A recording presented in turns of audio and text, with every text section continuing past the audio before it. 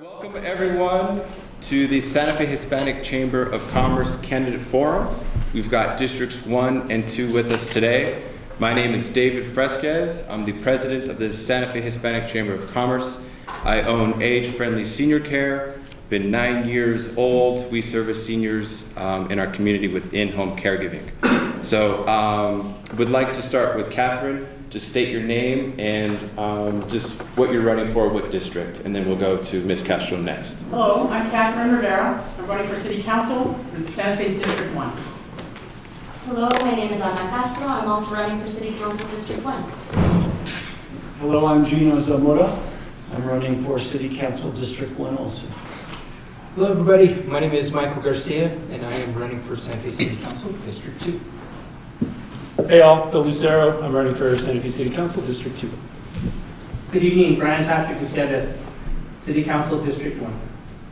And Marco, if you can kind of give us the rules of engagement, please. And hello everybody, my name is Marco Serna. I'm also a board member for the Hispanic Chamber of Commerce. Thank you all for coming. Thank you to the candidates for your participation this evening. So we will be starting off with a 2-minute opening statement from each of the candidates. We will then start phase 1, which is only one question, which the candidates will be allowed 1 minute and 30 seconds for that question. Phase 2 of our questions will be, each candidate will have 1 minute to answer that question. With these questions, David has the right to ask a follow-up question. In the event that happens, the candidate then has 30 seconds to answer that question. There will be no rebuttals with any of the questions. The third phase of our questions will be what we're calling the rapid fire. These will be yes or no questions only. So you can only answer yes or no to the question. In the event you want to pass, that is available as well. We will then end that portion, and each candidate will be given 2 minutes for their closing statement. I will be keeping time. I will be giving a 30 and then a 15-second reminder for you all. Once time hits, I'm sure my phone will let us know, but I'll also say time. And I ask all of the participants if you could please silence your phones. That includes you, candidates. Thank you. If you have any questions along the way, just let us know. So opening statement, 2 minutes. Katherine, you have the floor for 2 minutes. Opening statements. Good evening. I am Katherine Rivera, and I'm really excited to be here. Santa Fe is my hometown. I am a product of the St. Francis and St. Michael schools, and I currently live on the same street that I grew up on, always in District 1. In my professional life, I have spent 33 years working in a corporate environment, working for a Fortune 250 corporation. During that time, I have traveled the globe. I have lived on the East Coast, lived on the West Coast, and traveled extensively in the United States. Having seen all that, I can confirm that Santa Fe is a nice place to live. But Santa Fe is not living up to its image, and it seems that Santa Fe has lost its way in many areas, and I believe this needs to be corrected. I would like to see the city focus on the things that the existing residents truly value and what makes Santa Fe a wonderful place to live. It also seems that Santa Fe has been taken advantage of, and our streets are being overrun. We need to correct this before it's too late and before we lose our city completely. This is critical to the business environment in Santa Fe. I also believe that Santa Fe should set the standard and be a leader in its core essence. Santa Fe should reconfirm its core competencies to all of its stakeholders. I'm running for City Council because I feel compelled to help the city that I love. I believe that my corporate experience, my global and national perspective, and my multicultural negotiations will bring a fresh perspective needed to the City Council. Now more than ever, it is time for a change, and I want to be your voice for that change. I'm looking forward to participating tonight. Thank you. Thank you.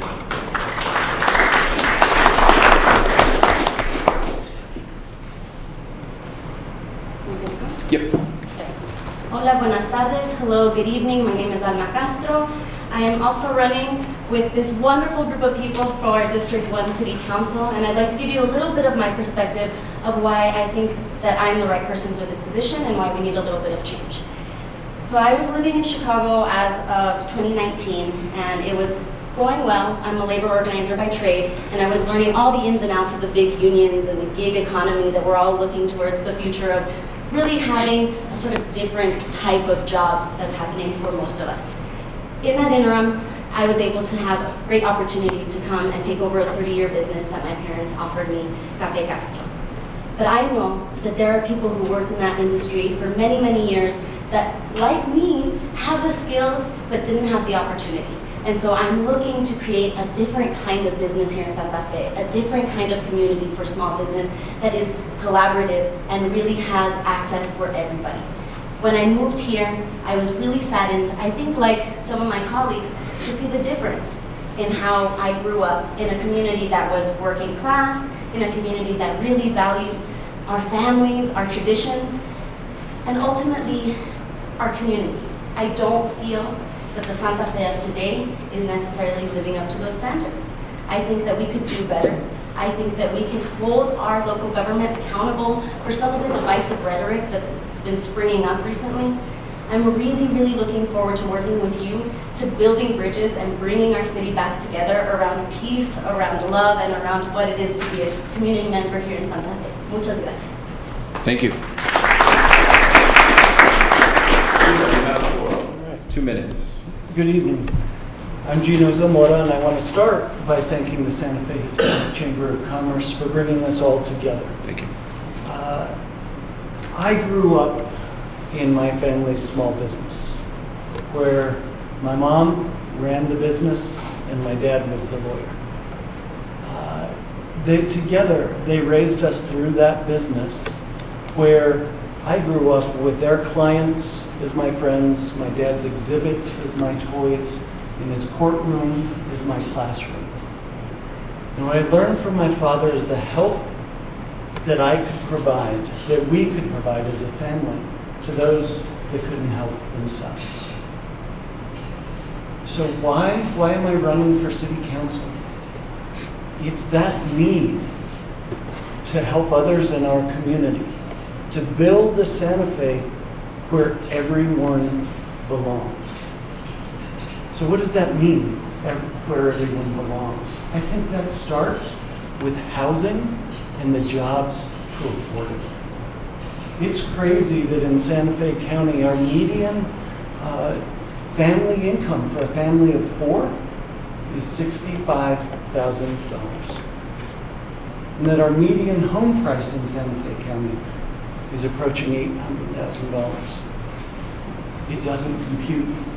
We've got to close that gap. We've got to raise the wages. We've got to increase. We're 4,000 to 5,000 homes short in Santa Fe of the housing demand.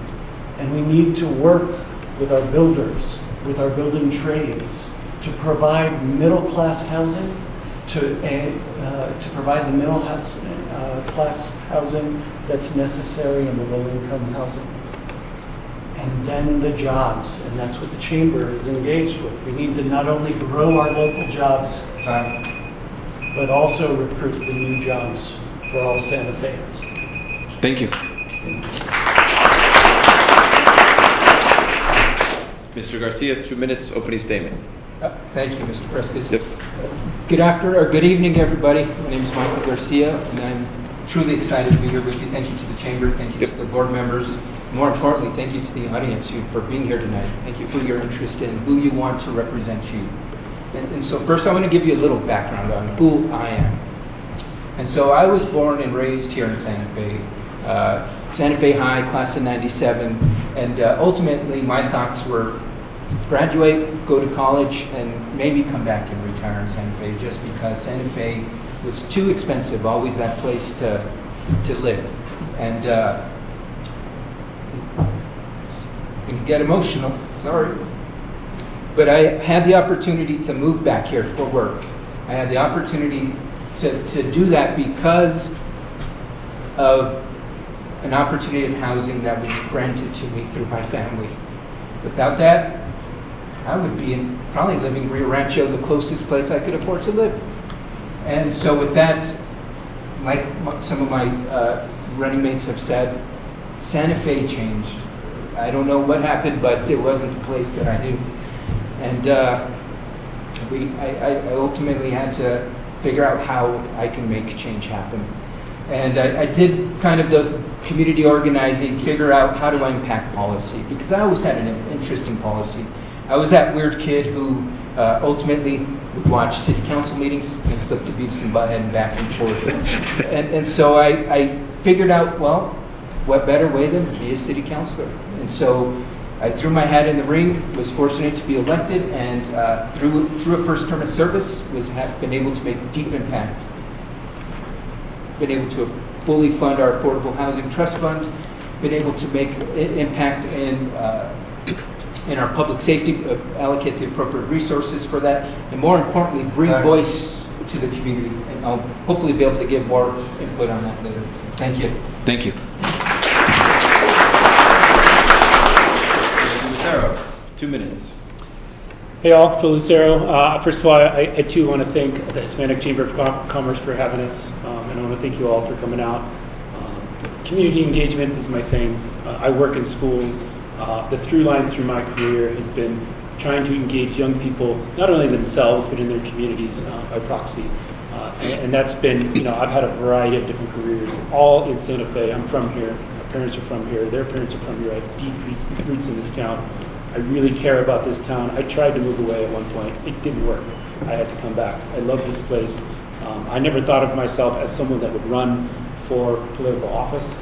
It's not something that was in my sight, but it's something that I feel like I can bring something. I can bring something to City Hall.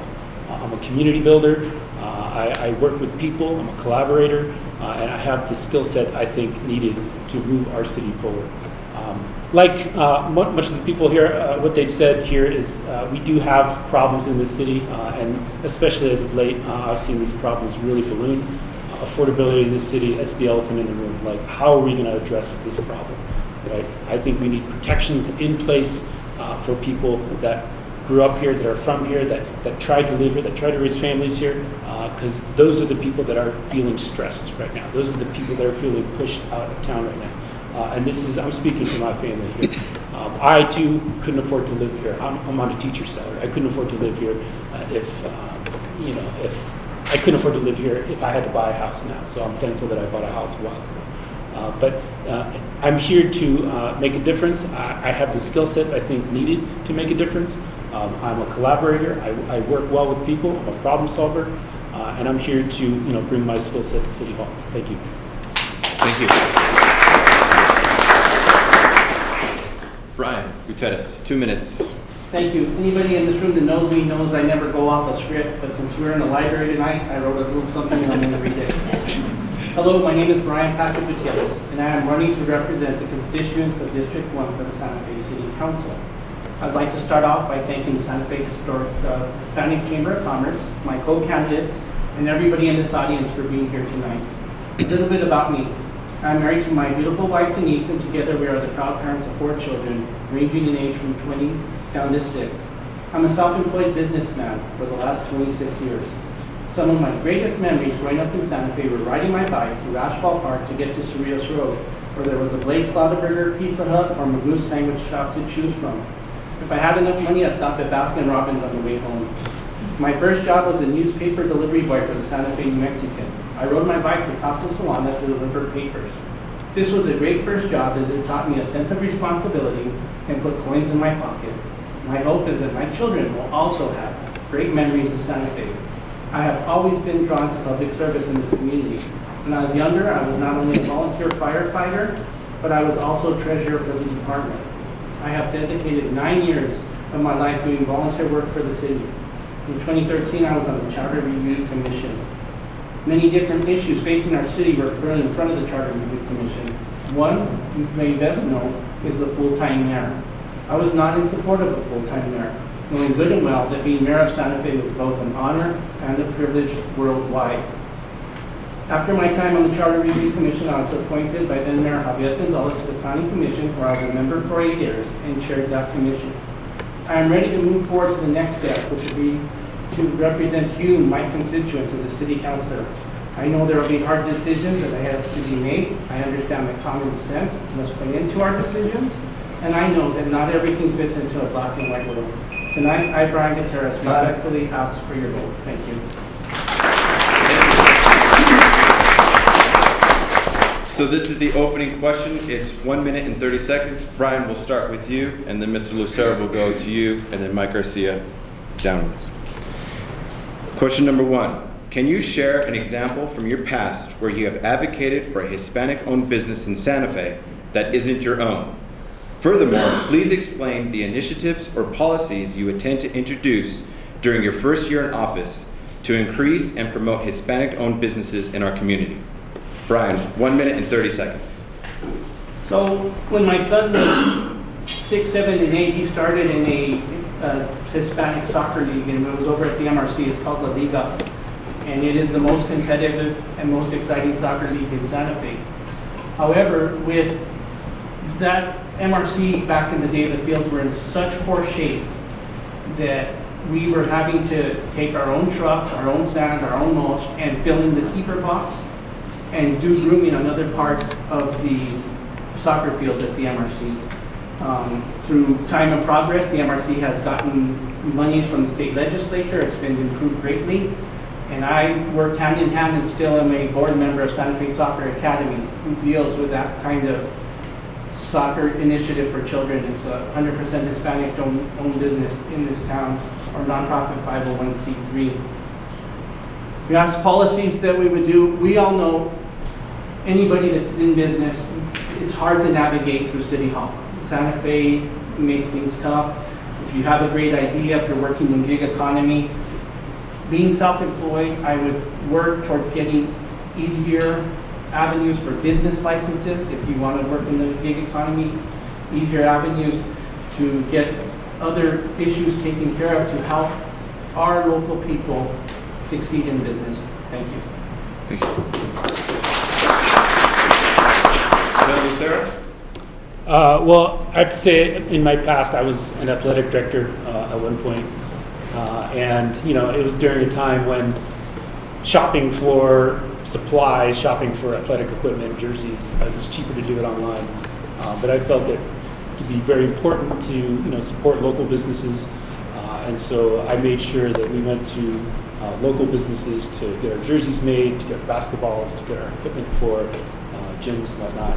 Santa Fe Team Sales, one of those businesses that I would frequent quite a bit. I love the service that we got there.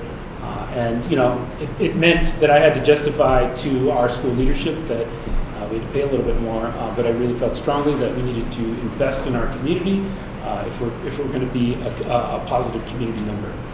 And so that's perhaps one example that, you know, I wanted to make sure that I'm supporting local businesses here in Santa Fe.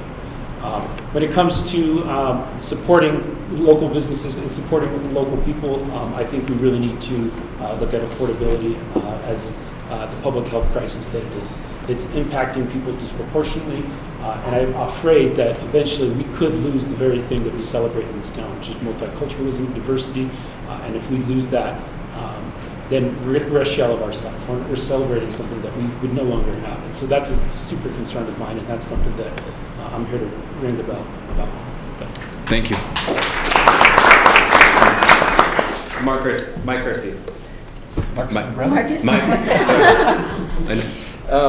So my mind immediately went to, you know, when did I first start supporting Hispanic businesses? And my mind went to when I was a youngster, and I remember one of my best friend's parents had a newspaper route. That was their individual business. They would go to the Albuquerque Journal at the time, early morning, load their van up with newspapers, and I remember us rolling those things up at 5 in the morning and going around throwing those things. So it's one of those things that's trying to support that entrepreneur mentality has always been there. And so I think that's been that mission of how can we support local? How can we best support the folks that need our resources the most? I think one thing that's been evident through the pandemic is who hurt the most? Local business. Who owns the most local businesses? Hispanic business owners. So that's where, as we came out of the pandemic, it was a priority. If we can buy local, buy local.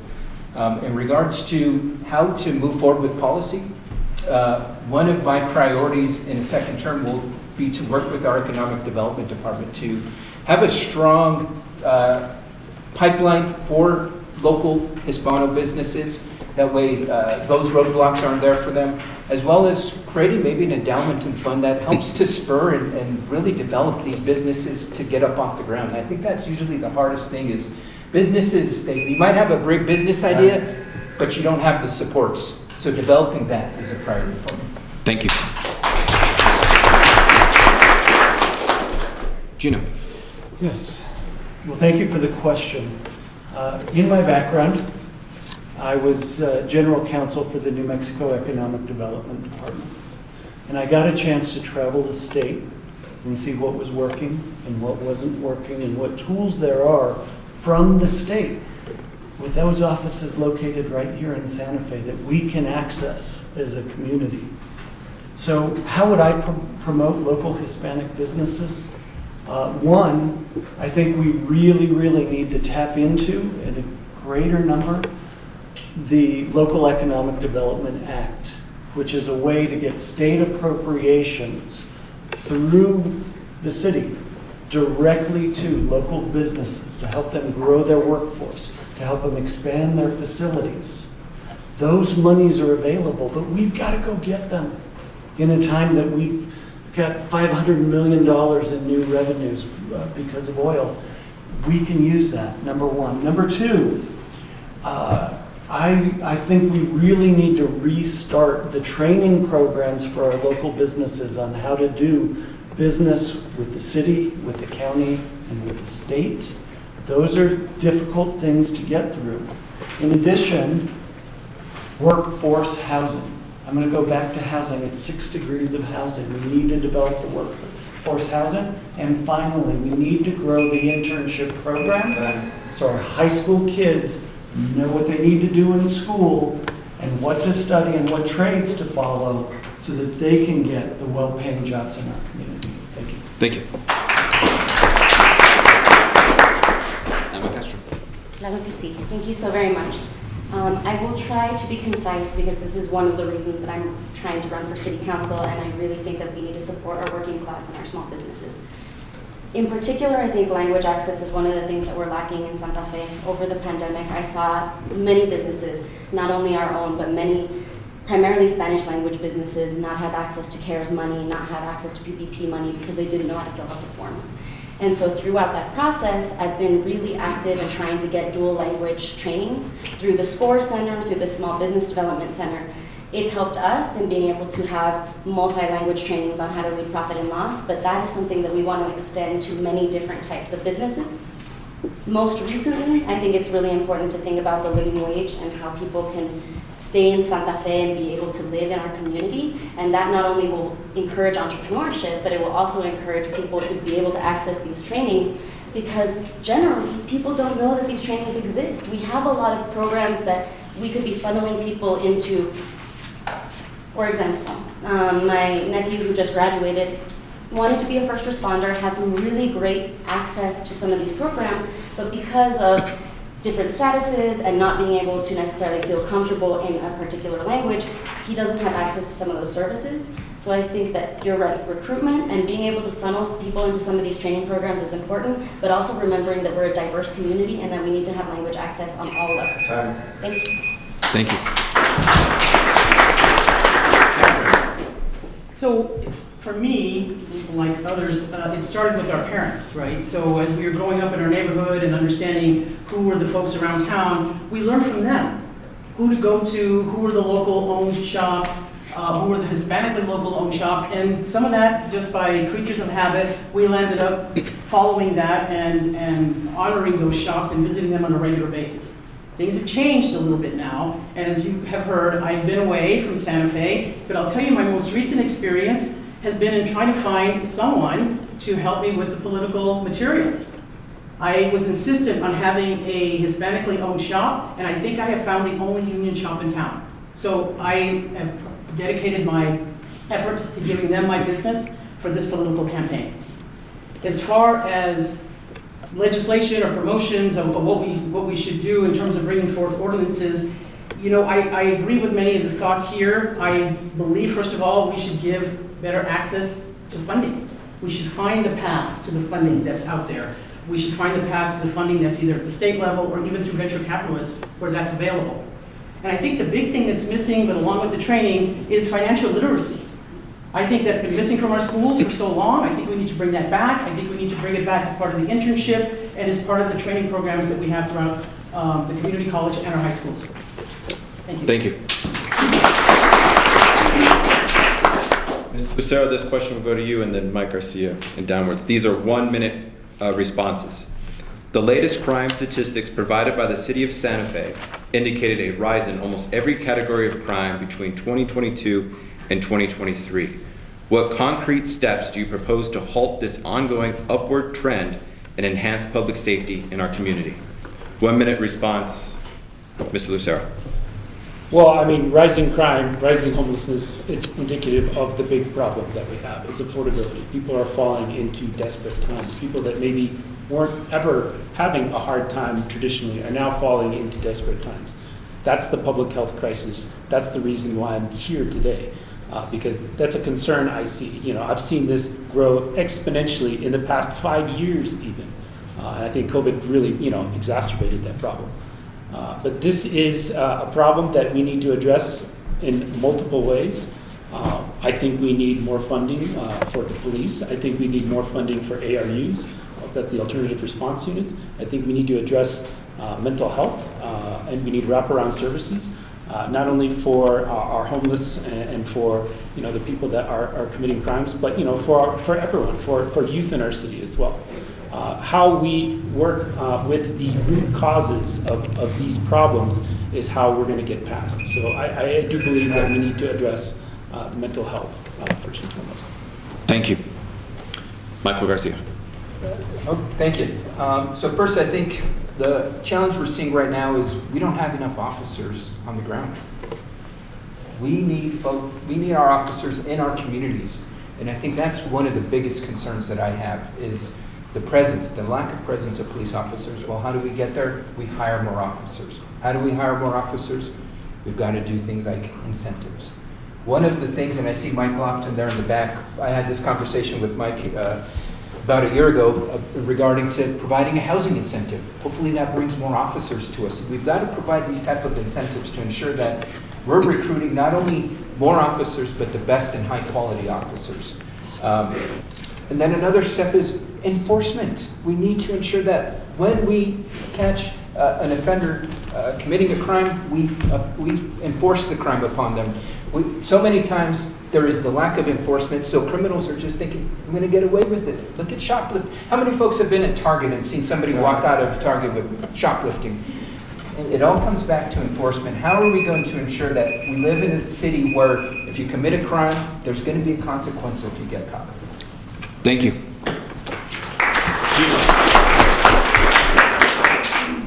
When we're dealing with crime, we've got to start first and foremost with providing the supports that are needed to our first responders, to our police officers, and to our firefighters who are responding to calls relating to homeless, all of them relating to homeless. We need to give them the supports. The main ones are income, pay them adequately, give them the ability to live in our community, number one. And if you're paying adequately, you're surrounding them with more officers and more firefighters and first responders. So we've really got to examine the compensation. Next, we need to increase the alternative response unit program in the fire department. That will free up the police to do police work. That will free up the responders to assist with mental health crises, addiction crises. We've got to increase and expand treatment programs, mental health options, and transitional housing for people to move from the streets into transitional housing into permanent homes. Thank you. Thank you. Yeah, muchas gracias. So you might see a huge smile on my face, and it's because I'm so happy to hear that all of us are talking about wraparound services, ARUs, investing in our community. As having a business right next to Pete's Place, I see every day what really happens when people aren't served, when we don't really use our funds effectively. And so I'm just taking notes. Looking at performance-based budgeting is something that's really important, because I think that we are investing a lot of money in things that aren't necessarily working, and so we need to reevaluate some of the services we're doing. In particular, I think that some of the pallet home ideas haven't really panned out in the way that we wanted to, and that's money that we already invested and isn't being used in the community. So yes, invest in ARUs, diversify our police force. The more that we can have police that live in our communities and police our communities, the better, and the more that we can invest in different layers of policing, so that some people are dealing with violent crime and other folks are dealing with mental health care crises. That's the best that we can do for our criminal rising crime right now. Thank you. Katherine. So earlier this year, I was fortunate to attend the Citizens Academy for the Santa Fe Police Department. It was an 11-week program, and I got exposed to everything that happens within the city police area, everything from the K-9 unit to the patrol staff. During one of that episodes, I was able to ride along with the police officer for a day in the city of Santa Fe, and that was very, very enlightening. They have a hard job. This particular policeman was local. He lived in Santa Fe and he worked in Santa Fe. And what I realized there was there probably needs to be considered a reprioritization of the crimes. We need to really think about that. I'm not a police captain, and nor do I want to speak for them, but there were times where there were 3 officers that were called to a situation, and really, there really could have only been one. Again, my humble opinion, but meanwhile, the calls were scrolling on the screen and nobody was able to get to them quickly. The main #1 complaint I'm hearing from District 1 is people are in our driveway, people are in our backyards, property theft crime is at a high, and that is the lowest priority for the police right now. Thank you. Ryan Gutierrez. Thank you. When I was younger, I wanted to be a police officer. My mama said no, too dangerous, so I'm not. And I want to thank them all for putting on that badge and that uniform every single day. The Santa Fe Police Department is a reporting agency, not a proactive police agency, and that's not by their wants. I think it's by the call volume and what's going on in the town. Wraparound services are only as good as the people that want the help. There's those in the city that don't want the help. And for those that don't want the help, they need to know that there's consequences for the actions they're taking. The drugs in this city, whether we want to admit it or not, are out of hand. My daughter and my wife walked out of her work the other day. There's 3 people with their lighters and their foil getting ready to get high. A 6-year-old shouldn't have to see that. We need to give the police authority to do policing, and we need to have other individuals taking care of items that the police are now taking care of. Thank you. Thank you. Did we start with you, Phil, on the last question? Yes. Yeah, so it's Michael now? Okay. Recently, the city mistakenly dispersed $35,000 to a fraudulent vendor. Following this incident, a resolution was put forth to establish an Investigator General's office with the aim of preventing and uncovering fraud, waste, abuse, misconduct, and mismanagement. This proposal was defeated by a 5-4 vote, with some councilors even questioning whether fraud or financial mismanagement was a serious concern for our city.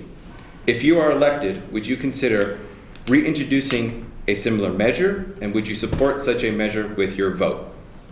Michael Garcia. And we've got 1 minute. Yes. And so I'm one of the sponsors of that resolution that did not pass.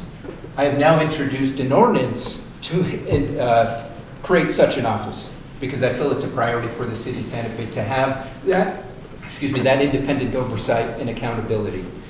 I do hope that it passes, because some of my colleagues felt like the resolution was the wrong path, the ordinance was the right path. We'll see where they go. I absolutely would vote in favor of it, and I think that is just the beginning step. This is, having an independent Inspector General's office should be seen as a good thing.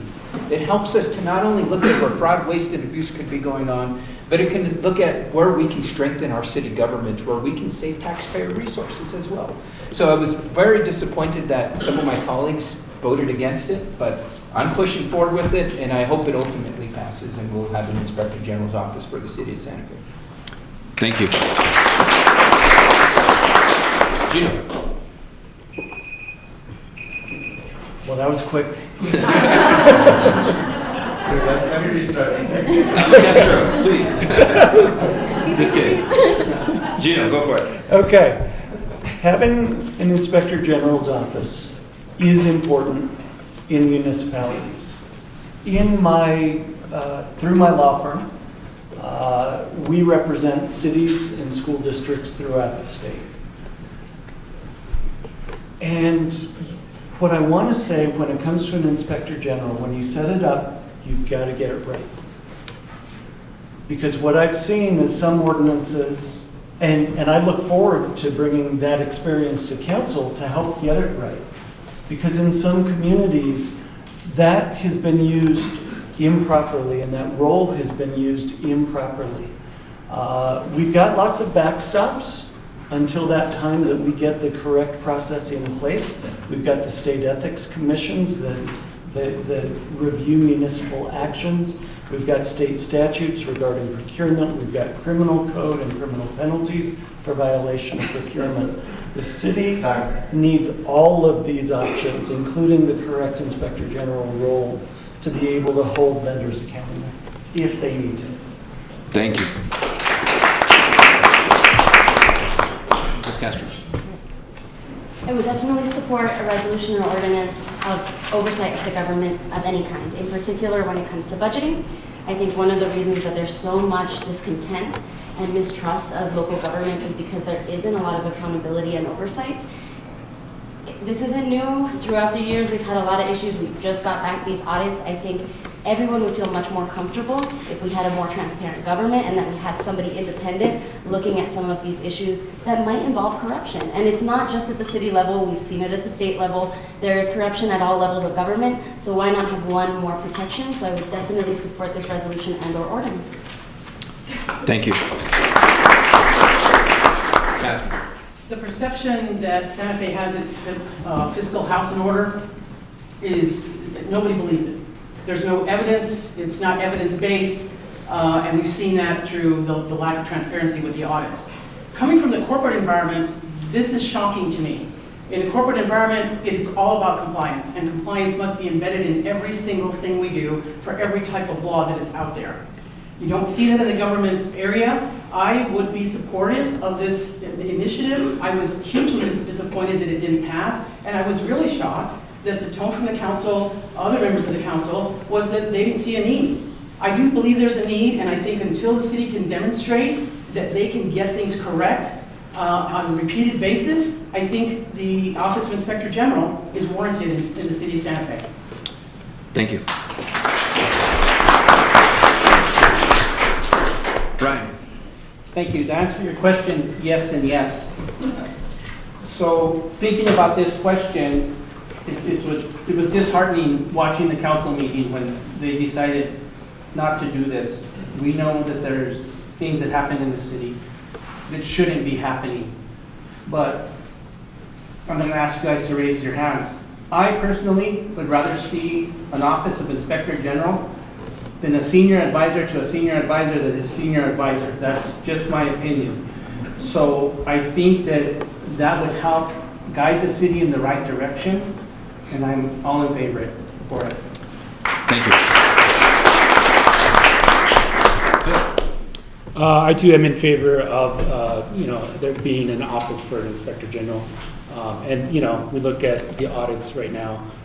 It's not good, right? And so having oversight over processes like that is certainly needed in city government. I think we do need to be careful about how we introduce these policies.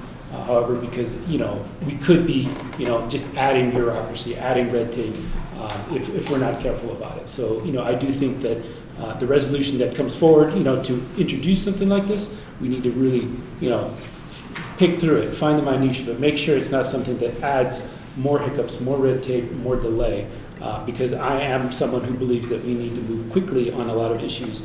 But that said, we do need oversight, and proof's in the pudding. We've seen it.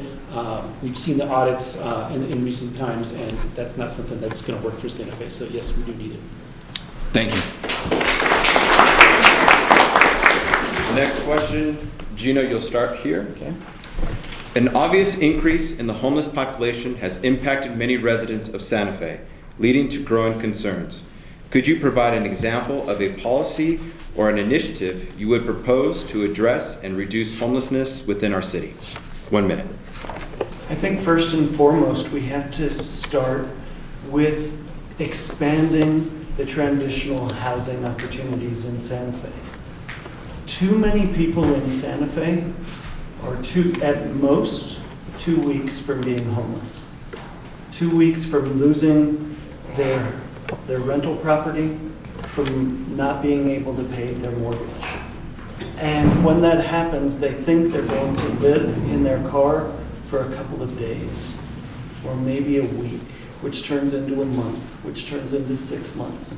And then you spend enough time on the streets, there's trauma from what you experience, and then we start losing folks to drugs and mental health issues. So the number one issue is, for me, is expanding the transitional housing, putting it in the right places to serve the people that need it most, and move them into that housing. Now, there are some folks that won't be able to live in transitional housing, and we need to have supports for them also. Thank you. Alma, Castro. So I was recently invited to the Food Depot. They did a study on what it would take to end hunger in the city of Santa Fe. We have over 900 children that are experiencing hunger every day, and resoundingly, the recommendation was raise the wage. When I was labor organizer here in Santa Fe, we were fighting with San Francisco with some of the highest wages in the country, and we were thriving. And as a business owner, I know and make sure that nobody leaves without $20 an hour, because that's what it takes to survive in this city. The MIT calculator is saying that it's anywhere between $18 and $50 an hour, depending on if you have children and what your expenses are. We cannot afford to pay people a wage so that they have to have 3 jobs to survive in this city. It will help enormously to end some of these practices of we're right on the edge, paycheck to paycheck, and we're going to have to live in our car. Well, if we have enough money to pay our rent, we won't be on the street. Thank you. Thank you. Katherine. The plan to address homelessness, the city has a plan to start the pallet homes. I'd like to get started sooner. I wish we could have started sooner, and I'd like to start with the veterans. So I think the pallet homes is a good place to start. I agree with Geno on the transitional housing, but we need to start something. This has been a long conversation, the problem is growing, and it just seems that government is slow. I'm from corporate, I'm going to have to get used to this, I guess. But I'd like for the city to get started with it. The other thing we should look at is what other cities have done. Some of these sound extreme and sound exorbitant, but I think the city of Boston was even offering a bus ticket home. They were identifying these homeless people, putting them in categorizations, and then figuring out what the best option was, and some of them were offering them bus tickets home. So I do think we need to look at all of the other options that are happening throughout the United States, try to tap on some of those ideas, see if they will work here, but we need to get the list. The city's been working on the list for a year, we need to get that done. And then my final comment is I think we need to look at human trafficking that's happening. I don't know that people are looking at that, but I think that's a cause of people being brought here to Santa Fe, and Santa Fe being taken advantage of in that regard. Thank you.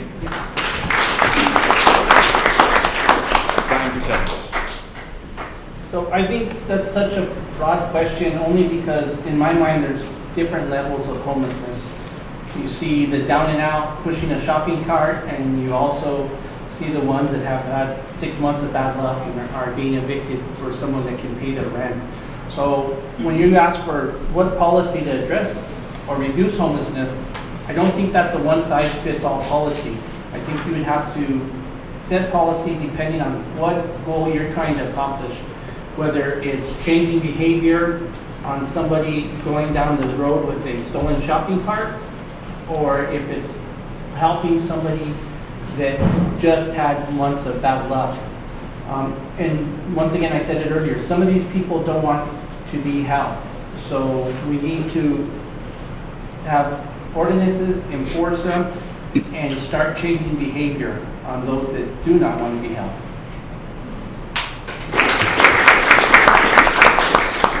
Thank you. Phil?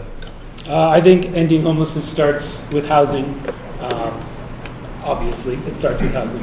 And the city right now is investing in temporary housing, like the Santa Fe Suites. I think we need more of that. I think it needs to be spread around the city. It can't just be in one district or another. We need to kind of disperse it throughout the city. I also think we need to work with community partners, stakeholders, Santa Fe Public Schools, right? My wife's a social worker in the schools, and much of her caseload are students that go to bed at night at Pizza Place, right? And so this is a stakeholder. This is a place where we can reach and support our youth who are going through this as well. So we need coordinated efforts with other community partners, with other stakeholders, so that we're attacking this issue coordinated with other community members that and other organizations that also have a vested interest in this problem. Thank you. Michael Garcia. Thank you. So I think ultimately the root of addressing this issue comes down to resources. And the city of Santa Fe doesn't unfortunately have unlimited resources. And so how do we begin to bring in resources to tackle this challenge? Well, we've got to bring in the stakeholders such as the county, the state of New Mexico, and potentially even the federal government, because we're not going to take this challenge on by ourselves. We can't. We've got to admit that. It's going to take a community-wide, statewide effort.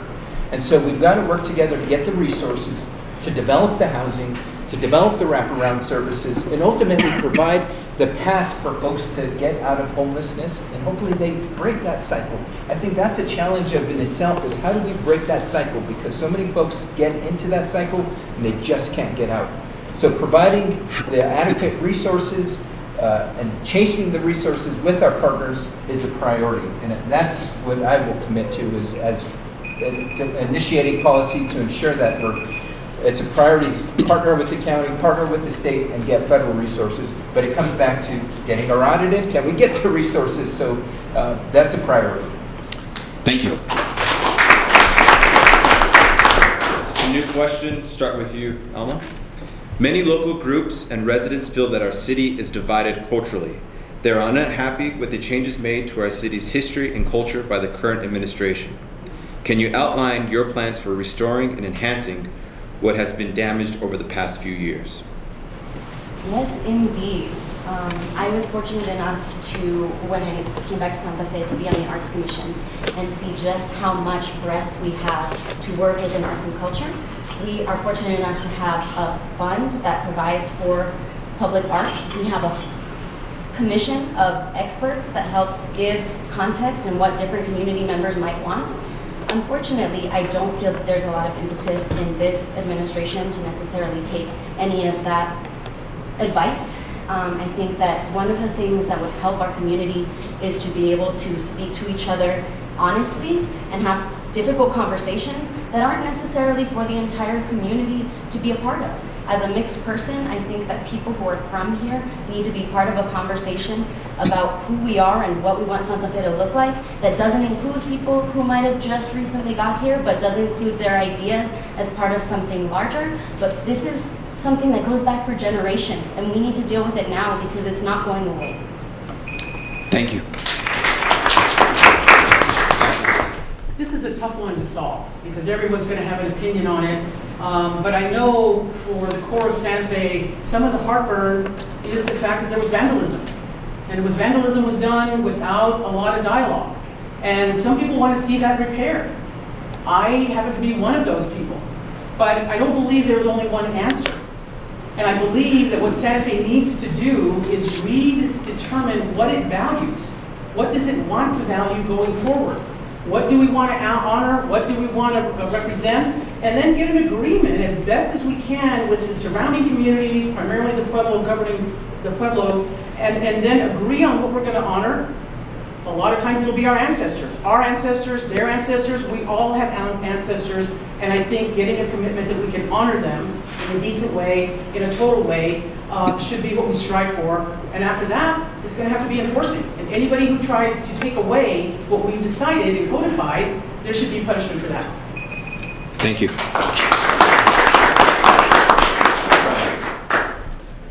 You look at the child and they know no difference in race, culture. They pick their friends on similarities, on what they like to do. Since my children are little, every summer we've spent time on the plaza. Every Friday we'd go to the plaza, we'd eat, we would listen to music, we would do something. If you guys think about it, we have Spanish market, we have Indian market, we have international folk art market.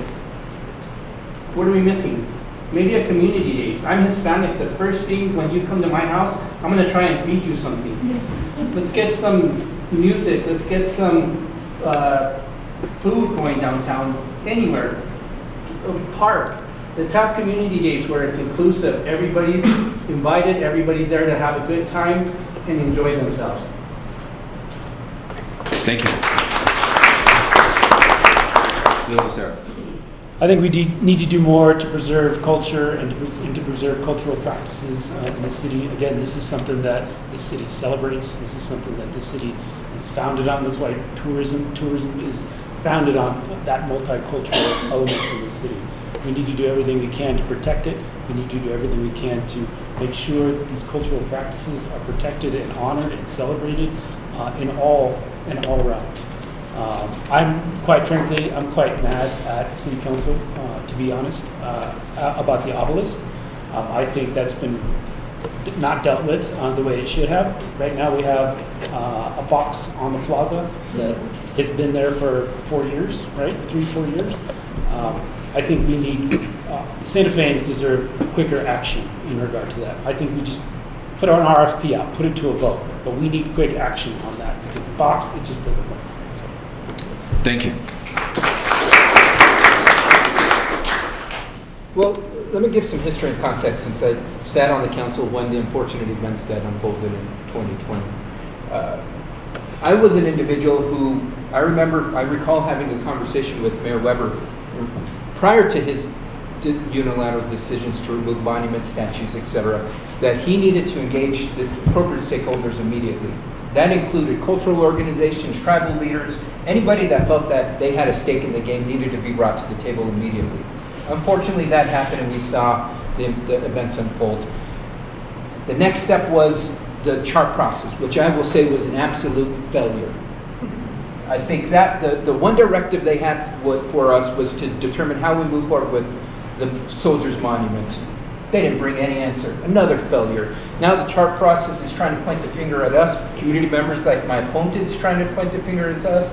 No, what we're trying to do is come up with a solution that everybody can ensure that their voice is heard. And I think that's what was really disappointing about the chart process. Folks' voice was not heard. And we need to ensure that as we move forward, the voice is heard, we make the appropriate decision, and we move forward, and we celebrate our community for everything that it is. The good, the bad, however it is. Thank you.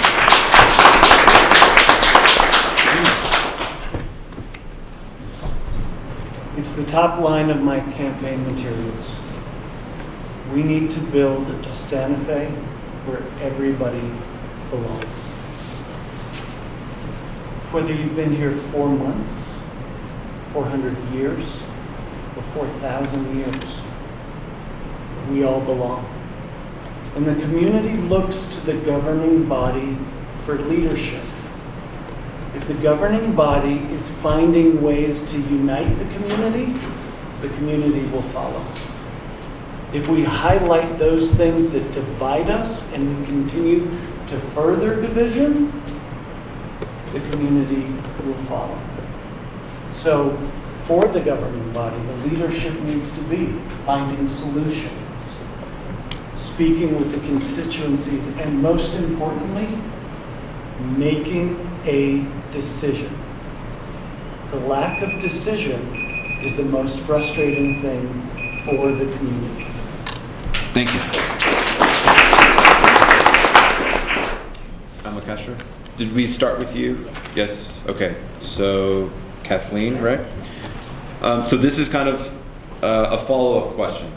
The vandalism of the Soldiers Monument was ignited with significant controversy in our city, leading to a level of division not witnessed in decades. If you had to decide today, without any more public debate or outside influence, What course of action would you personally take regarding the future of this monument?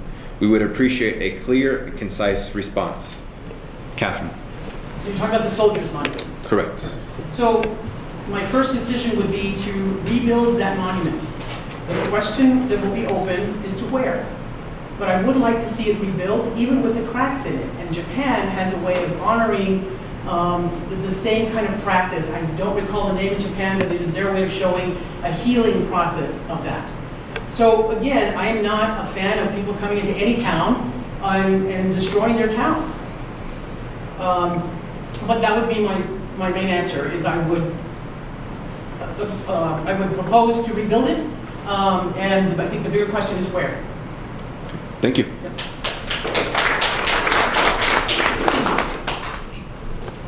Course of action, rebuild it right exactly where it's been since the 1800s. There is no, it's frustrating that you can go and vandalize a monument to try and be heard, as opposed to sitting down and trying to talk at a table.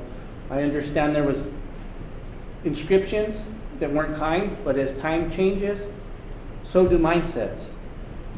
I think it can be rebuilt where it's appeasing to everybody. I personally, that's my opinion. Now, from a city council point of view, I'm indebted to my constituents, so I would like to hear what they have to say and hope I could get a majority to come to a conclusion. Thank you.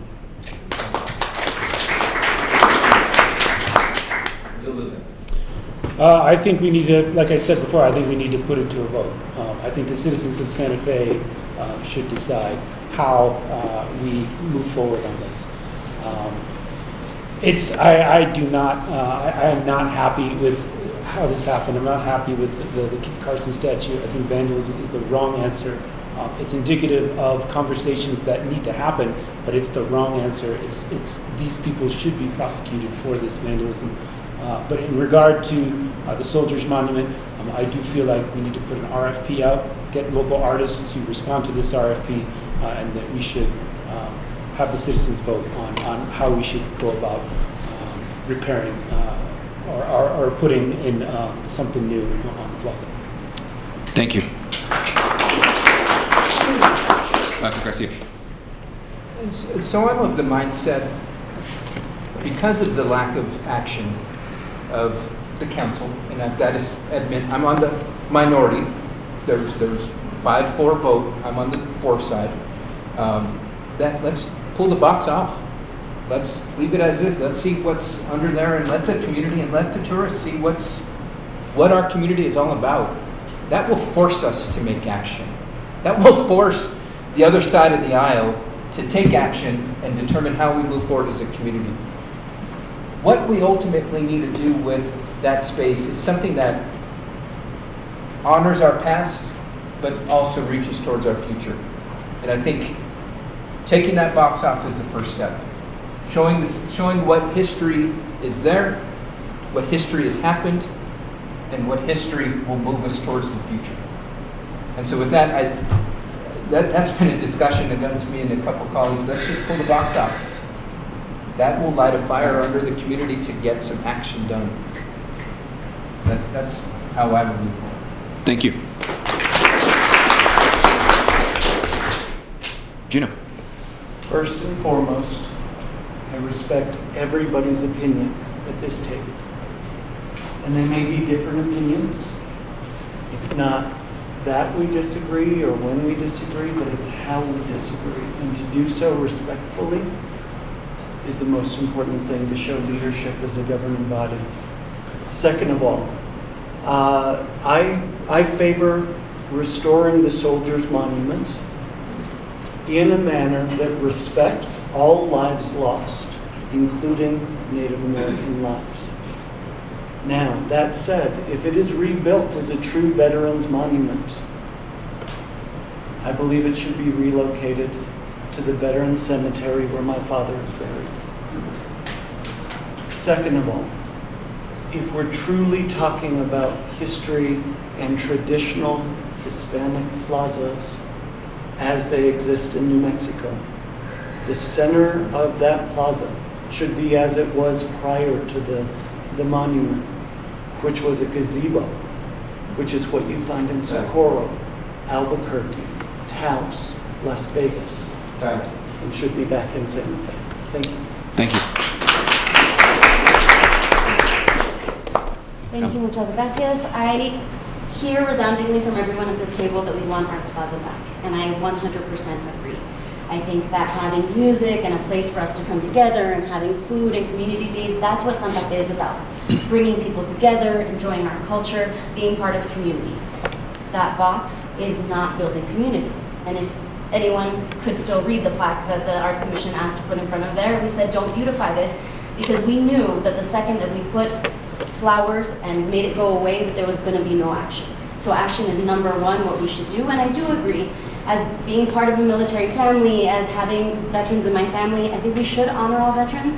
And anybody who says that that's going to be an easy place to rebuild it doesn't really give a lot of understanding or a lot of merit to the fact that there are different jurisdictions and people are not getting along through those jurisdictions. So I do think that we can relocate it. There are plenty of places where we don't need archaeological studies, where they've already, I think generations ago, they said they could do the Soldiers Monument at the Cross of the Martyrs. So that could be another option, as well as the cemetery.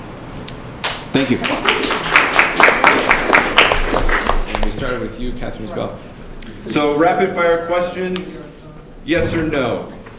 Brian, we'll start with you and then we'll just go down the line. Candidates ready? Good. Will you be accepting contributions from Mayor Alan Weber or using any of his past or current political consultants for assistance with your campaign? Yes or no? No. Brian. Yes. Nope. I'd like to explain, but yes. No. No. Number two, Phil Lucero. We've witnessed a surge of out-of-state funds attempting to influence our local elections. Given the highly localized nature of the position you're running for, will you make a commitment today not to accept more than 10% of your total contributions from out-of-state donors? Yes. Yes, absolutely, already done that. Can't collect any more money. I have friends and family from out of state, so no. Yes. No. Friends and family from my state. Yes. Got it. And then we're going to start with Michael Garcia on this one, correct? Cool. You guys got to keep me in line. The city currently banks with Wells Fargo. Would you advocate for the city to transition its banking services to a local financial institution? Yes or no? A resounding yes. Yes. Yes. Yes. Yes. Yes. Thank you. Geno. The city of Espanola just fired their city manager and finance director for allegedly not having their finances in order. Our city manager, John Blair, has stated many times that the 2023 audit would be done on time. If not submitted in the required time frame, would you vote to release him of his duties? Yes or no? It's a complex question for a yes or no. I'm going to give the lawyer answer. It depends. Yes. Yes. Yes. Yes. This will be Ms. Castro. The city currently allows developers to pay a fee in lieu of building affordable housing units. Do you support allowing this to continue? Yes. Depends. No. Yes. In its current state, no. Yes. Got it. Katherine, this will start with you. Would you renew the lease agreement with the shelter at Pete's Place when it expires? Yes, if that's the only place we have. Same as Katherine. Yes. Yep. Same. Yes. Yes. Yes. Yes. Brian, this will start with you, correct? Yes. That's fine. We're a little trickier. Yes. The Hispanic Chamber, we're a little trickier. So this is not a yes or no question, believe it or not. Okay? What grade would you give Mayor Weber's administration in its overall performance? Grades A through F. A obviously being excellent, F. C minus. C. F minus. C. F. D. Thank you. Lucero, what grade would you give our current city councilors on their overall performance? Same scale, grades A through F. So as a whole, As a whole, Can you repeat the question? what grade would you give our current city councilors on their overall performance as a whole, grades A through F? C. Depends on what side you're talking about. Say that again, Michael, I didn't hear I you. said it depends on what side. As I mentioned earlier, there's a division on the council. One side I would give an A for trying, another I would give D for just following along. Thank you. B minus. I'm going to cut the difference as well as C minus. C. C. Thank you. This goes with Michael, correct? Would you agree with additional taxing of short-term rentals? Yes. Are you calling us out or just we're going? Yeah, you can go Yes. for it. Yeah, sorry. Yes. Yes. Yes. Yes. 100%, yes.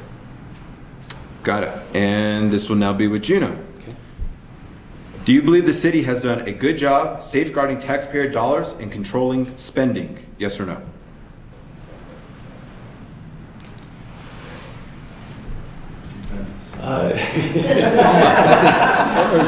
It's in need of improvement. It's in need of improvement.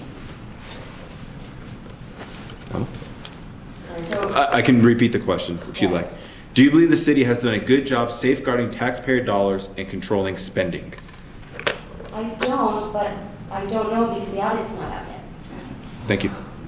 No evidence-based. No. No. No.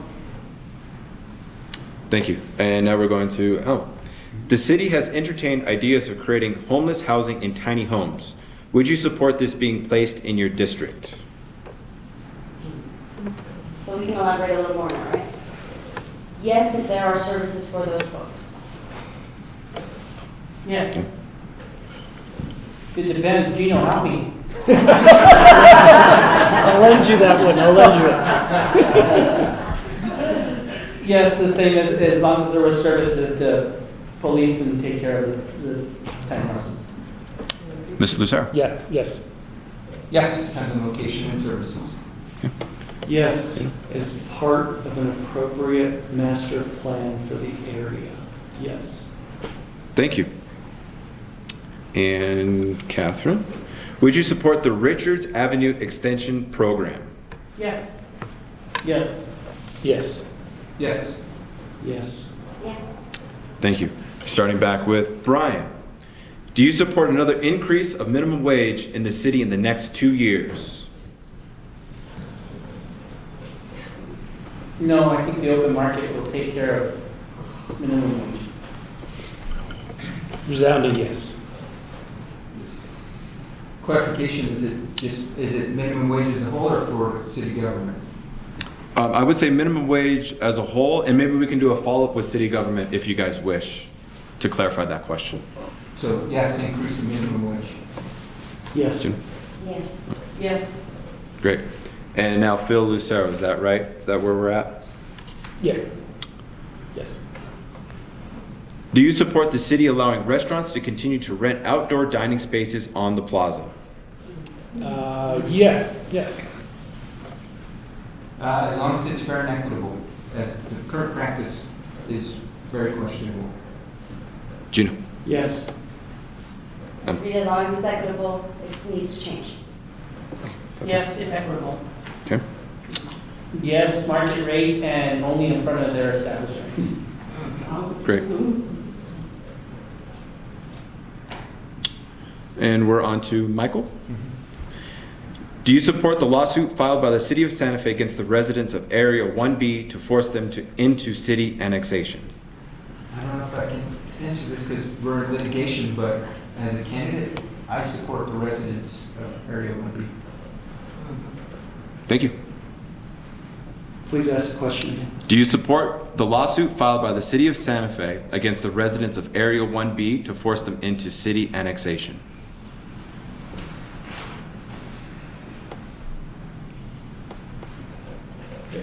I've got the same tough time you've got because those things get used against people in lawsuits all the time.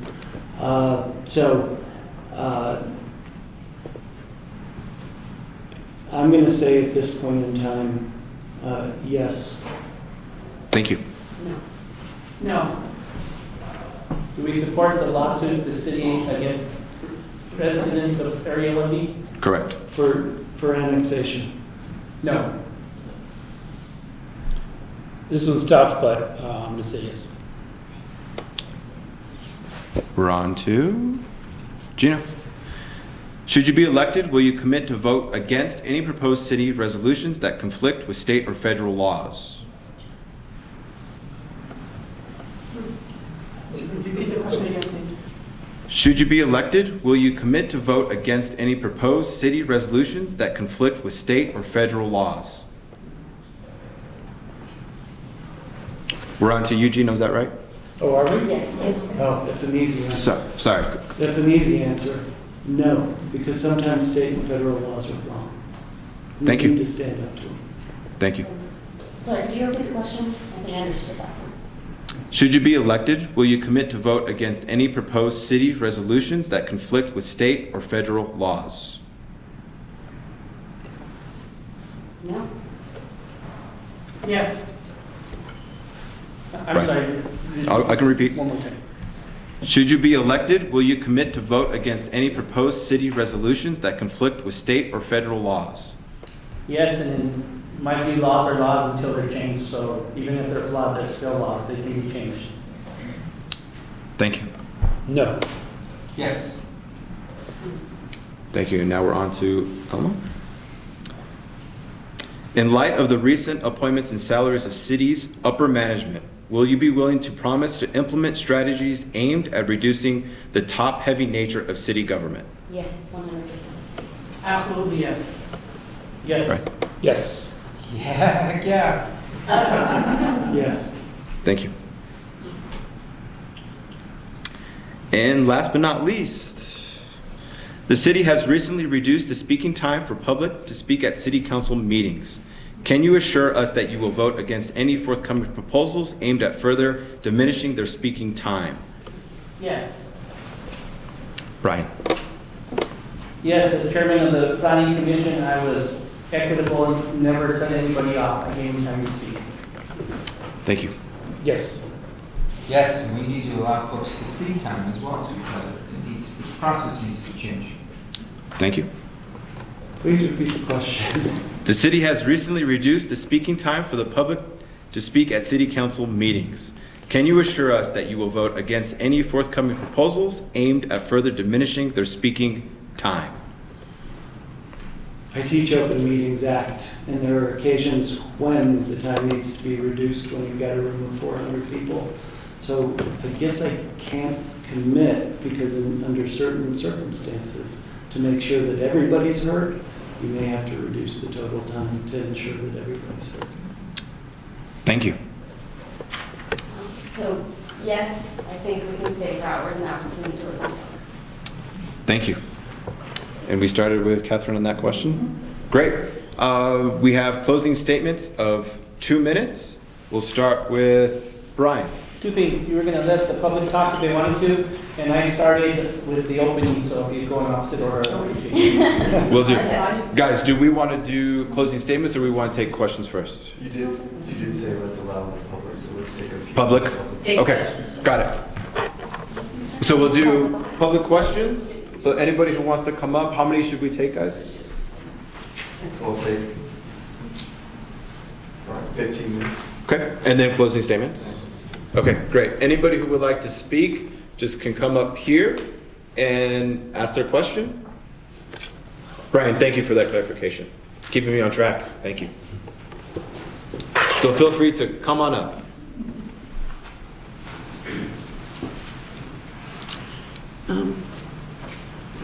I belong to an association called Stop Aggressive Drivers, Santa Fe.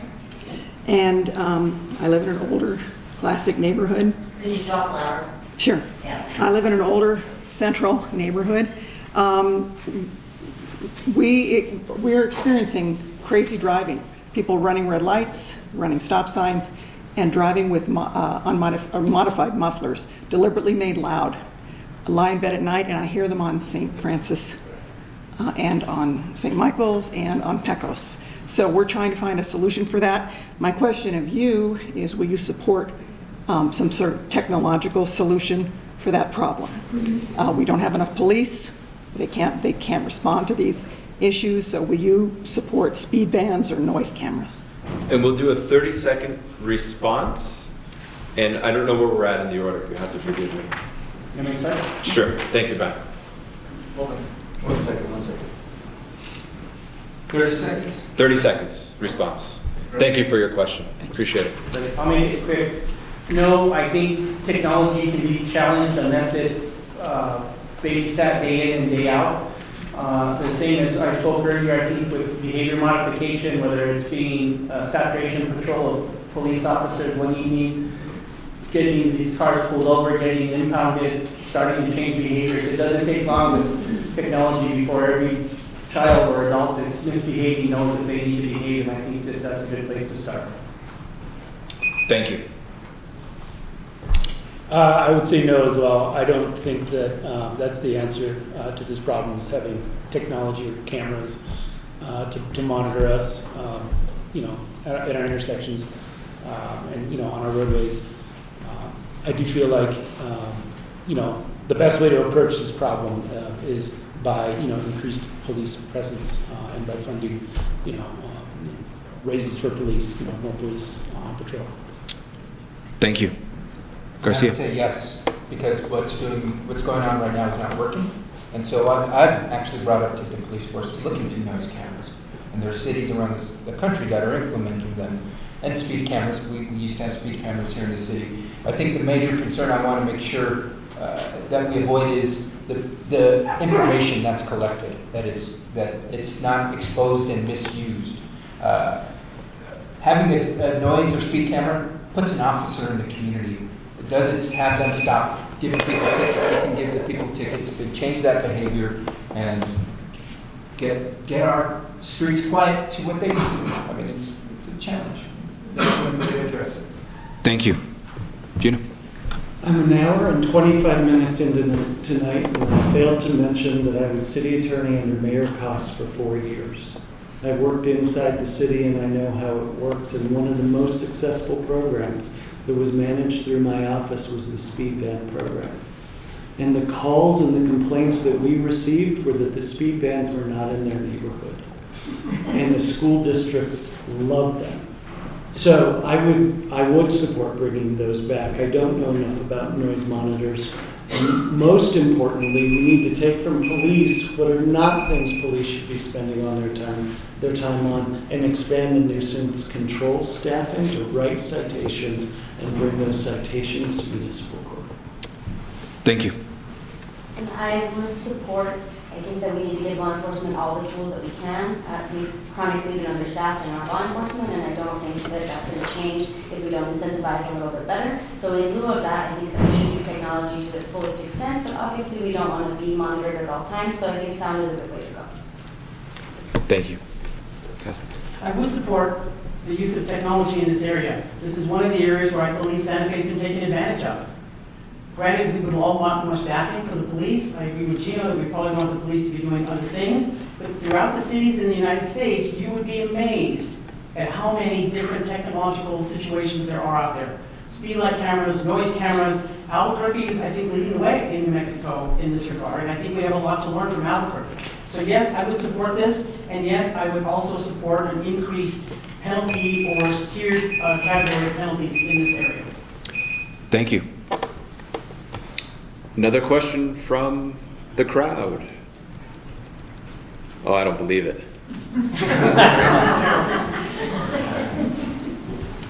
This will start with Mr. Lucero. Muchas gracias. Have you seen around the city?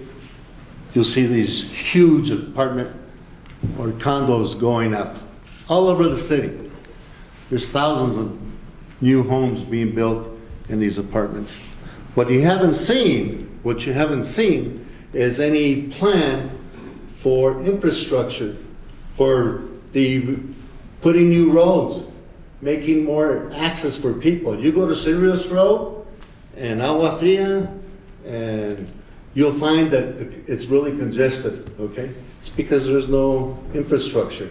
What are your plans to bring us some infrastructure for roads so we can reduce all this traffic that is being created by this large amount of new homes?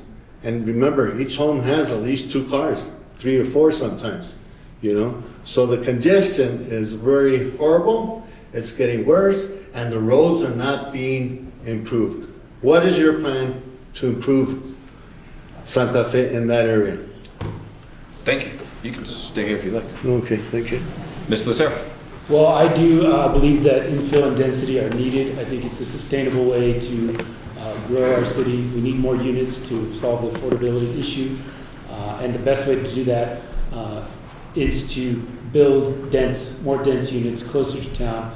I'm a cyclist. I'm a proponent of bike infrastructure throughout the city so that we're not just reliant on our roads, but we're reliant on other networks for people to get around town. So multimodal transportation, big fan of that. Also bike infrastructure is something we need to invest in. Thank you. Michael Garcia. Great question, Virgil. The potholes, how many folks had to avoid a pothole coming here tonight? And I think that's the challenge is we need to get the major resources we need to fix our roads. The federal government recently passed their infrastructure bill. That was a perfect opportunity for the city of Santa Fe to redo so many roads. But what prevented us? That stinking audit. And so I think that's a priority. Get our roads in order. Then implementing a plan where we can build denser 15-minute communities where we won't need to go to the other side of town. Everything we need is close. So I think fixing roads priority number 1. Thank you. Geno. When I was city attorney, sitting through 4 years of city council meetings, one of the most frustrating things for me was that when hard decisions had to be made, they weren't made. There were a number of times when 2 or 3 people would show up to say, we don't want the infrastructure in our neighborhood. We don't want the infrastructure near us. And what you're describing, we're paying for that. There should be better roads. There should be better access where the apartment complexes are, where the new construction goes. As a council, we have to make those hard decisions and say, you may not want this, but the community needs this. Thank you. Ms. Castro. So business as usual isn't working, and we know that. Money has been mismanaged from the city for a long time. As we know, we're not eligible for federal and state funds because we haven't put in our audits. And the thing I hear most at doors is that we don't have good sidewalks, that we don't have good streets, that our potholes don't work. And I personally had to use a public transit system recently, and it's not as efficient as we'd like. So I support as well. Some of the other folks are saying we need multi-level transit. I agree 100%. We need to invest in that, definitely. The other thing is that performance-based budgeting. We need to stop investing in things that don't work and invest in things that do. Thank you. Katherine. I agree with Alma. I think investment in infrastructure is key, and that's paramount to my message with the community. But I would also say that building and new designs and new developments, infrastructure needs to be a part of that design. Santa Fe did not do that when it made the decision on the development of the Zia rail yard. So that was a poor decision in the sense that when people asked, what are you going to do about St. Francis Drive headed south, the answer was, we can't do anything. So we are challenged with the way Santa Fe is laid out, but I think going forward, the infrastructure needs to be a part of the design. Great. Thank you. Guys, we have time for other questions. Real quick, let me answer him. Oh, I'll make it real quick. So, Councilor Garcia must have read my mind. Santa Fe is not even taking care of the roads we have. So Councilor Garcia must have read my mind. Santa Fe is not doing what they need to on the roads that we have now. On these new developments, on the south side of town, we can work with that. But if you guys think about our infrastructure, we have sewer lines failing from the inside out. What are we going to do when we can't flush our toilets and waste is backing up into our houses? We need to take care of that infrastructure. There's houses in Santa Fe with lead from the city sideline taking your water into those houses. We need to take care of all infrastructure that we have, and we need to start yesterday.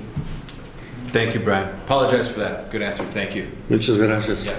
Thank you. I think we're really closing this in 15 minutes. Okay, great. And then we will start with closing statements. Brian, we started with you, so we'll start here. Actually, we started with me. So Start with you? Brian, I can go first again if you want me to. No, I gave the first opening statement, so I want to go last. Got it. So then it'll start with you, No, Katherine? she started because she read. Kathy started first. That's fine. Yeah. Okay, I'll go. great. And then it'll go to Brian, is that correct? Right? Okay, you start, yeah. Thank you, guys. Keeping me on track, thanks. So closing statements is 2 minutes, correct? Thank you. Thank you. First, I want to thank the Hispanic Chamber of Commerce for hosting this event and for David Fresquez for moderating. My comments here are more based on the business climate of Santa Fe.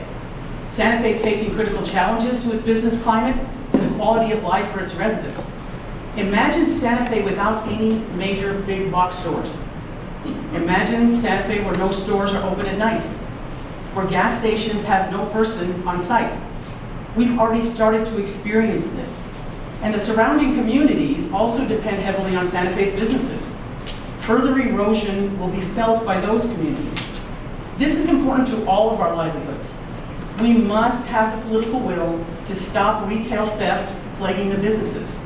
We must elevate the categorization of crimes, shoplifting crimes, and we should better track repeat offenders. Santa Fe needs labor. We must find ways to expand the commuter transit into Santa Fe for its labor force.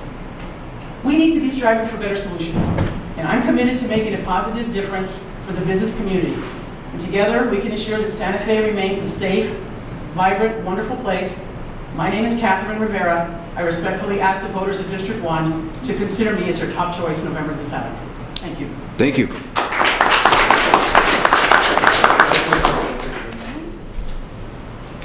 Okay, we're Brian, please. Once again, thank you all for being here. Small business, the backbone of America, we know that. Hispanic Chamber of Commerce, thank you for everything you do. You know, as the city and businesses grow, so should the Chamber of Commerce. And it's a wonderful place to network and meet people. I'm getting a text, hold on. Geno, did you send this? Would you vote for me, please? Okay, I got mine this morning. You can wait till after the forum. Anyway, back on track, guys. So, we've covered a lot of ground tonight. We didn't cover anything on water and water for our future. And as your city councilor, water is something that you've seen the signs, water is life, precious resource. When you have children and you think about that Colorado River someday not being able to supply Santa Fe or your children, it sets in the back of your mind. These apartments that we talked about a fee in lieu of, they are being built to a different standard than a residential home. They are being built to a looser standard. We can do something to try and make them more efficient as they're being built from the onset, whether that's rainwater for your reuse and landscaping or other avenues that can be done. So as a counselor, water is going to be on the top of my mind. Public safety is always something that should be afforded to people in this community. We need to feel safe as we go home at night. So public safety is something I'd work on. The other thing that we touched on some is culture of Santa Fe. And my cousin lived here, went to school, left. He lives in Carolina now. And he said, Brian, everybody loves Santa Fe because of the culture. And that's something we must preserve as a community. And we must make sure we're taking the right steps. And the last thing I'm going to tell you is that I have a good friend, and I will tell him, will you go rob a bank with me? And he says, yes. And then I tell him I'm desperate, I need to go rob this bank. And he says, okay, we'll go rob the bank. And then you ask him again, saying yes. Always yes, never when. As your city councilor, I will be decisive and be able to make a decision on the hard issues and things that need to be done in the city for the betterment of the city. Thank you, and I respectfully ask for your votes. Thank you.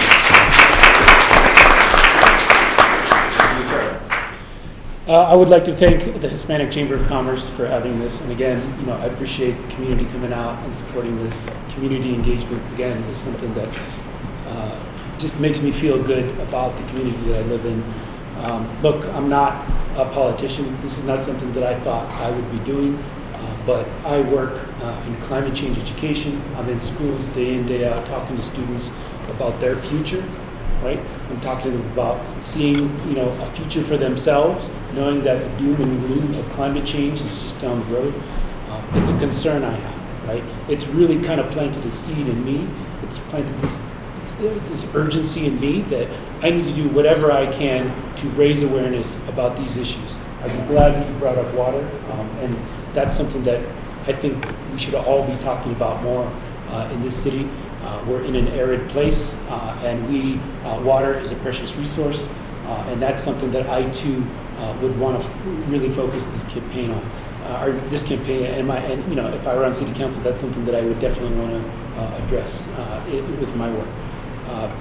I've never done this before. This is a learning experience for me. But the one thing I do know is that I have a skill set that I think can benefit the city. I'm willing to make hard decisions. I'm willing to, alienate one side of the room, perhaps, or the other side of the room. But one thing that you can count on is that you'll know where I stand on issues, and you know that I'm going to vote for my heart, and I'm going to vote for the people of Santa Fe. People, policy first, that's what I stand for. I'm going to ask for your vote as well. My name is Phil Lucero, ridewithphillucero.com. Check it out. I ask for your vote. Thank you. Thank you. Well, Garcia. again, thank you, David. Thank you, chamber members, board members, community members, everybody here. Being a city councilor is a tough job because as you've seen tonight, no matter what side you stand on, you're held accountable. And I think that's probably the toughest thing I've had to learn as a city councilor. But it's also led me to have some successes as a city councilor because the need is there. And it's forced me to make sure that I am responding to the community's need, not an administration's need. And so to go over some examples of some successes that I've had as a first-term city councilor. Affordable Housing Trust Fund, that is an absolute priority for our community. I supported that and was a champion in ensuring that we have $9 million in that trust fund. I worked to get a 20-acre parcel of city land for development of affordable housing. That will bring in more than 100 units. Not on the south side. This is going to be on the north side of town, where folks say, it's all south side. What we need to do is diversify where we develop housing. We've heard about, densifying and building 15-minute communities. Well, I've been a leader on that front. I was a sponsor of our multimodal transition plan for the city of Santa Fe. That is the directive that the city is going in. Those are the things I'm championing. In the second term, I will commit to continuing to develop affordable housing, and not only affordable housing, but workforce housing. How many folks work for the city that have to travel outside of the city? That is unacceptable. Development of workforce housing at the Midtown campus is a priority of mine. I was a sponsor of a resolution that the elimination of fee in lieu of didn't pass. Unfortunately, those are opportunities that I am going to continue to fight for. I've been endorsed by the Sierra Club because they believe in my fight for climate change. I've been endorsed by our firefighters union because they feel that I have their back. I will continue to fight for our workforce, our residents, and ensure that their voice is heard. That is my priority. I'm asking you to re-elect me, not to be a counselor, but to be your voice, to rehire me, because you are my boss. That's at the end of the day. A counselor, you are my boss. It's not the other way around. And we need to change that dynamic, because that's the dynamic that's at City Council and the Mayor's office right now. It's not working for the people. So I humbly ask for your vote to be re-elected to a second term of the City Council. Thank you. Geno. I'm Geno Zamora, son of Matias and Emmeline Zamora. Matias out of Mora, New Mexico, and Emmeline raised in Las Vegas, New Mexico. And I'm here to serve the community that raised me. I'm just a kid born in old St. Vincent's Hospital, and brought home to Casa Solana. And I want to serve my community in the same way my parents taught me to. And that is to make everyone feel like they belong and that they deserve to live and work here in our community. And what does that mean for me and my campaign and our priorities? It means a safe community, and we've talked about that tonight through our first responders, through working through homelessness. It means housing for all. Our greatest export are the graduates of our high schools who leave our community and don't come back. They deserve to have an opportunity to work and live here close to their families, because we need high-wage jobs for residents. We need to grow the businesses within the Hispanic Chamber, and thank you to the Hispanic Chamber for tonight and for what you do. And all businesses in Santa Fe need to grow to be able to provide those jobs. And we need to recruit new employers that are also going to help pay high wages. You got your time back. High wage jobs that our students are trained for and can take. Those jobs should be for our residents and our kids. One thing we haven't talked about is celebrating city employees. We need to pay them correctly, train them correctly, surround them with qualified employees, qualified managers, because when they succeed, the rest of the city succeeds. And finally, we need recreational and transportational excellence. We should have state-of-the-art for our parks bonds, of our facilities, our recreational facilities for softball, baseball, everything, all of the above, and interconnectivity on our bike and running paths so that every section of the city has the same equity.